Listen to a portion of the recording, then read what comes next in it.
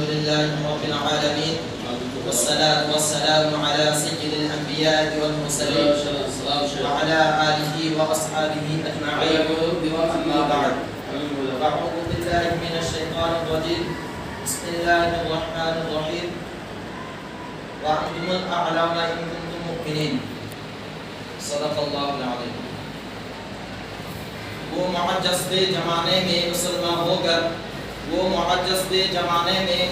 ہو کر ہم خار ہوئے تاریخ قرآن ہو کر. محترم دوستوں اور بزرگوں، آج میری گفتگو کا موضوع مسلمانوں کا تباہی اور اس کا علاج ہے.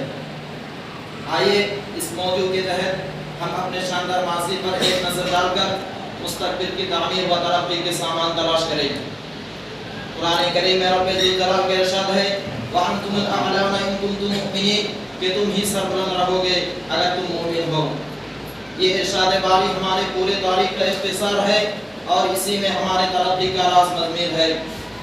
تاریخ کے سینکڑوں واقعات یہ بتانے کے لیے کافی ہے کہ جب بھی ہمارے رشتہ اللہ سے اور اس کے دین سے مضبوط رہا تو سربلندی و کامیابی ہمارے قدم چومے، اور جب بھی اس رشتہ میں کسی قسم کی کمزوری آئی تو ہم عزت و رفعت کی آسمان سے ذلت و پستی کی گار میں جا گرا.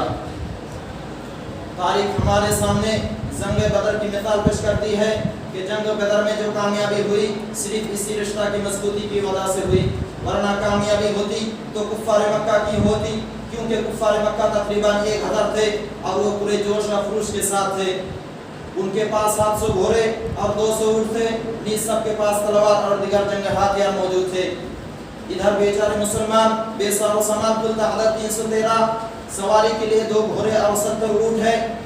ایک پر 3-4 آدمی سوار ہے اور بعض پیدل ہی سفر کر رہے ہیں، اور کسی کے پاس تلوار ہے تو نیزہ اور کمان نہیں، اور کسی کے پاس نیزہ اور کمان ہے تو تلوار نہیں.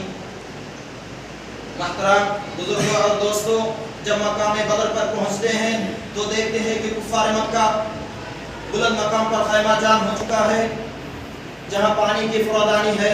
ادھر بیچارے مسلمانوں کو پستی اور ریتلی زمین پر خیمہ جان ہونا پڑا، ایسے جگہ کہ اگر کسی کو پیاس لگے تو 1 گھونٹ پانی پینے کو نہ ملے.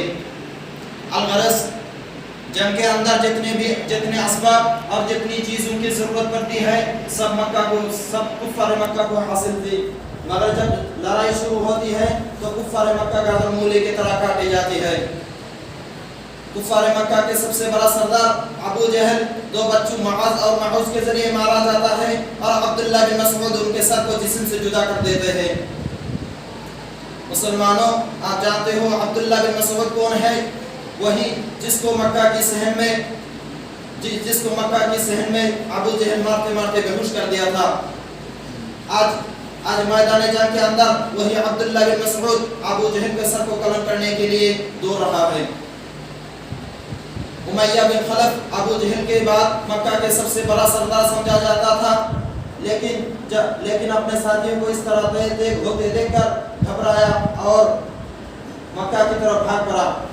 بلال حبشی رضی اللہ تعالی عنہ ان کے پیچھے بھگے اور ان کے قریب پہنچ گئے. امیہ بن خلف گھبرایا اور گھوڑے سے گر جاتا ہے، شور مچاتا ہے، امن چاہتا ہے اور معافی مانگتا ہے.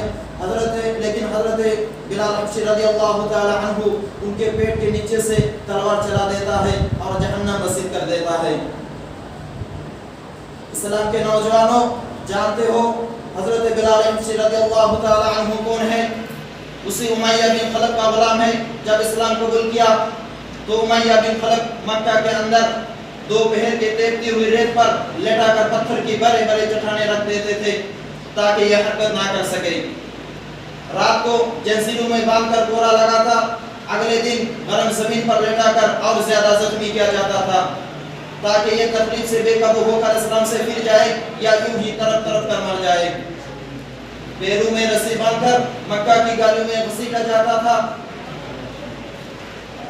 اور طرح طرح کی اذیتیں اور تکلیفیں دی جاتی تھی، یہاں تک کہ تکلیف دینے والے تھک جاتے، اکتا جاتے ہیں. کبھی امیہ بن خلف کا نمبر آتا تو کبھی ابو جہل کا نمبر آتا ہے تو کبھی اوروں کا نمبر آتا ہے.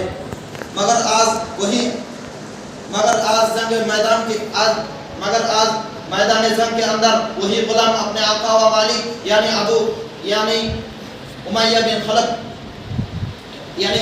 खलफ को कत्ल करने के लिए दौड़ रहा है और उमैया बिन खलफ जंग बदर से भाग रहा है।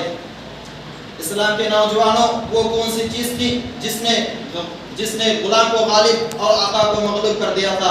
अल्लाह तबारक तआला ने सच फरमाया है, व अंतुमुल अअलाना इन कुंतुम मुमिनीन, कि तुम ही सरबलंद रहोगे बशर्ते तुम पक्के सच्चे मुसलमान रहो। अल्लाह तबारक तआला हम सबको पक्के सच्चे मुसलमान रहने की तौफीक अता फरमाए और हम सबको अल्लाह से और उसके दीन से मजबूत रिश्ता रखने की तौफीक अता फरमाए। वाह